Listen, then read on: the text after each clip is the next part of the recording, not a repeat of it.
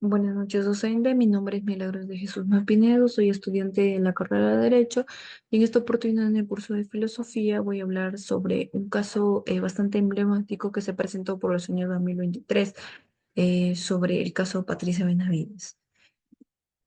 Hablando un poco, diciendo general, en realidad el caso es bastante amplio y hay muchas cosas por decir, ¿no? Pero por la situación y por el tiempo, tratando de hacerlo más breve, eh, lo que se presenta en el caso de Patricia Benavides es que ella es una exfiscal de la nación que utilizaba su cargo con fines y con intereses particulares, ¿no? Ella tenía una investigación, la fiscalía tenía una investigación que estaba realizando su hermana y ella con el fin de evitar de repente alguna investigación que se dé más a profundidad, lo que hizo es destituir a la fiscal que tenía a cargo la investigación y por otro lado también con fines de buscar intereses políticos, hacía favores con congresistas que tenían investigaciones abiertas, ¿no? Con la finalidad de archivar los casos y a cambio ella recibía pues favores personales, intereses personales, ¿no? Entonces, este caso fue expuesto la miseria institucional de una forma que ya resulta insostenible, lejos de ser una excepción aislada. Su conducta refleja el deterioro generalizado de las bases morales que deberían sostener el Ministerio Público. Vamos a hablar a breve rasgos sobre los aportes filosóficos jurídicos en el análisis de la corrupción. En el presente caso, por ejemplo, sobre Sócrates, decimos que la postura de Sócrates frente a las leyes y la obediencia plantea una reflexión bastante urgente. Cuando se analiza el tema de la corrupción en el Perú, la figura de Patricia Benavides representa un ejemplo perfecto de cómo las normas pueden ser invocadas de manera hipócrita por quienes jamás han tenido su sentido real. En este caso, por ejemplo, Sócrates sostiene que aunque las leyes pueden ser injustas, la obediencia a la ley es esencial para la estabilidad social y la justicia. Para Sócrates, desobedecer las leyes, eh, incluso si son injustas, conduce a la anarquía y a la destrucción de la sociedad. Pero en este caso, por ejemplo, de Patricia Benavides, podemos darnos cuenta de que no podemos continuar obedeciendo a normas que son injustas, ¿no? En este caso, actuaciones que realiza la exfiscal de manera ilegal, porque ella está cometiendo un delito. Entonces, muchas veces para Sócrates puede decir, no, que así sea injusta, tenemos que cumplirlo, pero nos podemos dar cuenta que la realidad es otra y hoy en día en la actualidad necesitamos ir en contra de esas leyes injustas. Mm, En el caso, por ejemplo, lo que plantea Platón advierte que hace siglos que la democracia podía generar en un sistema corrompido cuando los gobernantes eran elegidos no por su virtud, sino por su habilidad para manipular las emociones de la multitud. ¿No? La historia política reciente del Perú confirma cada palabra suya con una claridad vergonzosa.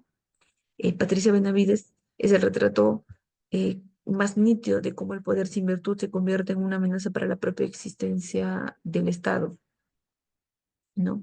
Nos podemos dar cuenta de que para Platón no basta con ocupar un cargo para ser un verdadero gobernante, sino lo que define a un buen gobernante es su compromiso real con el bien común y su rechazo absoluto a la corrupción. O sea que Benavides no demostró ningún interés por estos principios y utilizó su cargo, que era de fiscal de la nación, como un peón dentro de un ajedrez político donde el objetivo no era hacer justicia, sino garantizar la supervivencia de ciertos intereses particulares. Continuando, tenemos por lo que refiere a Aristóteles respecto a la justicia y moral en la ética a Nicómaco. Podemos vernos que Aristóteles nos enseña que la justicia no es una regla abstracta, sino una virtud práctica que da sentido en la vida política. En su ética a Nicómaco dejó claro que la justicia consiste en dar a cada uno de lo que le corresponde y actuar buscando siempre el bien común frente a esta visión.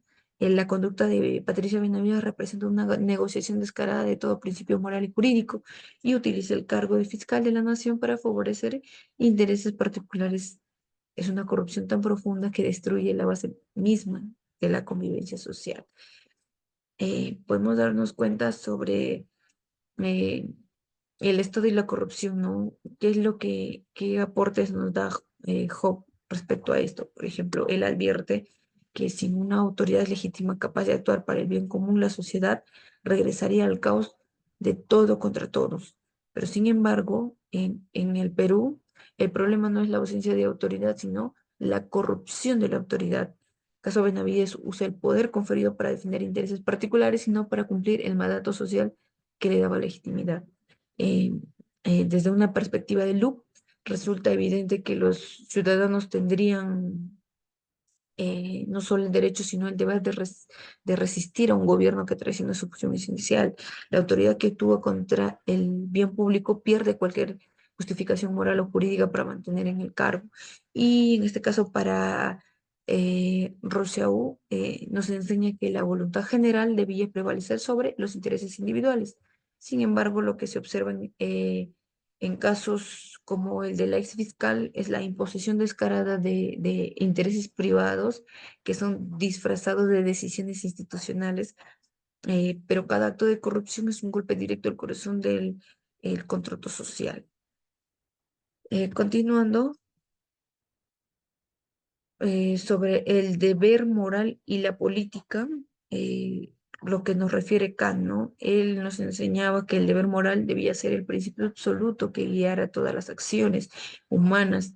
Su imperativo categórico exigía que cada individuo actuara de tal forma que su conducta pudiera convertirse en una ley universal. Bajo esta exigencia, la actuación de Patricia Benavides no solo resulta reprochable, sino directamente inaceptable para cualquier concepción mínima de ética pública. Eh, y para terminar, quiero concluir con algunas, ¿no? De todo lo que hemos podido presentar en este caso, que la corrupción es descubierta en el caso de Patricio Benavides, nos podemos dar cuenta de que las bases morales de la justicia en el Perú están podridas y que no basta con capturar a una figura corrupta si el sistema que permitió su ascenso sigue intacto. La detención y destitución de autoridades como ellas son apenas remedios, hablemos cosméticos, maquillados, que si no se emprende una transformación profunda que ataque la raíz de la enfermedad, el Ministerio Público necesita ser reconstruido desde su esencia y no simplemente ser maquillado para calmar la indignación de la coyuntura política que se da en ese momento, ¿no? Y como recomendaciones quiero tocar cuatro puntos importantes: que se debería establecer filtros éticos reales para el ascenso de los altos cargos del Ministerio Público. Tendría también que se debería hacer una rendición de cuentas del Ministerio Público, no solo a sus superiores jerárquicos, sino también a la sociedad. Como un tercer punto es que las sanciones deberían ser más drásticas, y por último que se debería fortalecer la educación cívica, que es muy indispensable, ¿no? Porque es un pueblo consciente de sus derechos y obligaciones, es el mejor antídoto contra la corrupción institucional. Muchas gracias.